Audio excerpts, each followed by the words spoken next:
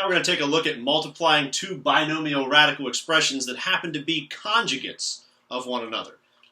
Conjugates meaning, look at the form that they're taking here, that one of them is 3 minus 2 square root of 3, the other is 3 plus 2 square root of 3. I changed the sign there in between with that. So here I have conjugate radical expressions. That's what I'm looking for. Pretty much the same in each of these binomials, except the sign between them is what I'm seeing as different here. So going ahead to multiply this, I can actually shortcut it a little bit. I'm going to go ahead and do the full thing, the full process, but then I'll talk about why I don't have to do that in the end if you don't already see it. So just like I did in a previous example, I need to take each thing from this set of parentheses and distribute it over here to this set of parentheses. 3 times 3 makes 9. And 3 times 2 square root of 3, I multiply the numbers that are not underneath radicals there, which would make a 6 square root of 3. Then distributing the negative 2 square root of 3 to both of these terms. Negative 2 square root of 3 times 3. I multiply this, again, the numbers that are not underneath the radicals. That makes negative 6 square root of 3.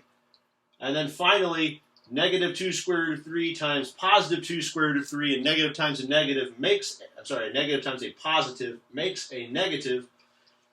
2 times 2 is 4. And underneath the radical sign, 3 times 3 makes 9. With that. Now, here's the interesting thing. If you look at this, in the middle two terms here, positive 6 square root of 3 and negative 6 square root of 3 will cancel each other out.